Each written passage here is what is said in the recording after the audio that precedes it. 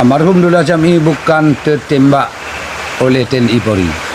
Ada orang sebalik layar, nggak jumpa. Masa 800 nggak ada kontak senjata. Penjaga almarhum Dullah Jam'i 800 orang tu, bukan satu senjata tu, 800 pucuk senjata untuk yang menjagakan almarhum Dullah Jam'i. Kok kena tembak? Bukan anak buah dulu, tak, dia langsung. Nggak ada tu, nak masuk akal. Nggak masuk akal. 800 penjaga almarhum Dullah Jam'i kok nggak kontak senjata, tu nggak masuk akal. Sebodoh-bodoh orang kali pikir nggak masuk akal. 800 orang dulu dihadang, kalau habis 400 tinggal almarhum kena Dullah Jam'i, itu wajar, masuk akal. Kontak senjata enggak, kok Dullah Jam'i bisa kena tembak, itu nggak masuk akal. Almarhum Hasan Tero karena Daud Beri tidak sanggup memimpin Aceh ini, tinggallah surat sejarah Aceh itu, ada Aceh. Dinengoklah oleh Hasan Tero, dibacakan itu surat pertinggalan dari Daud Beri itu. Aceh ini tak pernah dijajah oleh siapapun, tidak sanggup dijajah Aceh. Masuk Belanda ke Aceh, nggak sanggup juga dijajah Aceh. Sudah tu sesudah di Belanda dimasuk Jepang ke Aceh, dijajah Aceh, tak sanggup juga Jepang.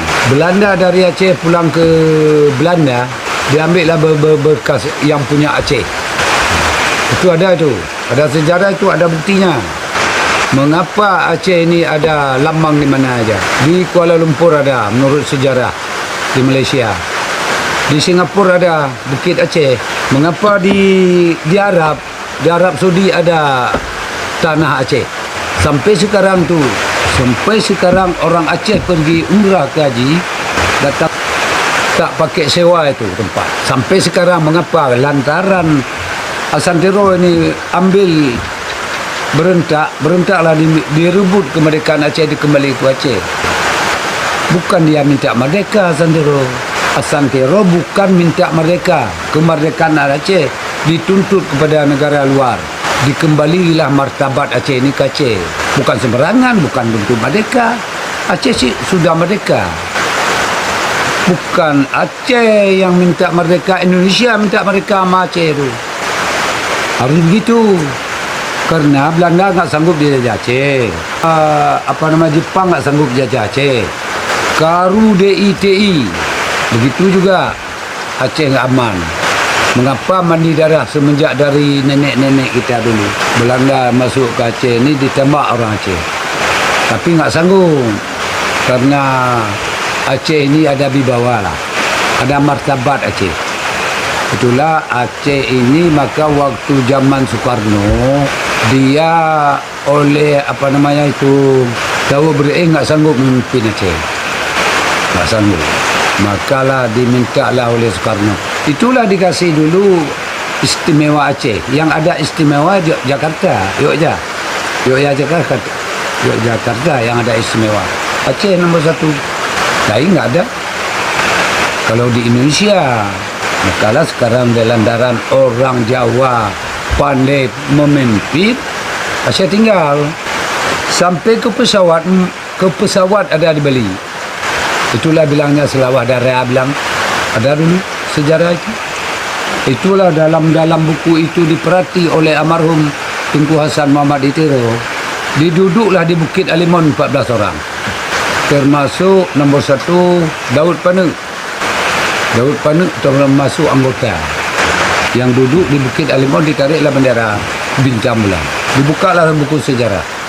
Duduklah sepekat orang tu, maka dah dikeluar ke luar negeri. Duduklah di Sweden. 2 tahun di Sweden, jadilah Karu ini dibikinlah kekacauan di sini. Waktu almarhum Daud Panuk nggak keluar negeri dia. Yang keluar negeri Hasan Tero, termasuk ini Saini Hasan sekarang yang di luar negeri ini. Itu dalam Saini Hasan, Asnami Ali, banyak orang-orang tua, kalau enggak bersama 40 lah waktu itu. Orang Aceh yang membinakan, yang kasih biaya. Termasuklah waktu itu ada dibikin dom di Aceh. Mengapa dibikin dom? Lantaran pemberontakan kuat kali di Aceh. Termasuklah di tahun 86 waktu disabut dom 86, itulah maka saya masuk ke dalam perjuangan Aceh Merdeka. Itu sejarah tu. Masuk orang luar dari sana, termasuk di sini di Sengkalan ini, termasuk Amak Kandang ada tu. Amak Kandang, waktu dicari Amak Kandang yang 14 orang dicari waktu itu, Daupan Amak Kandang apa namanya lagi tu, banyak orang yang Tunku Ahmad Dewi. Mengapa orang perjuangan Tunku semua dipanggil namanya? Kita ini orang Aceh wajib hilang Tengku sebenar itu. Lantaran Malim pun jadi Tengku juga waktu itu. Lantaran sudah masuk perjuangan. Nah, itulah maka aku tertarik perjuangan Aceh. Lantaran bukan dituntut kemerdekaan. Yang dituntut martabat Aceh kembali ke Aceh. Itu yang dituntut oleh Santero.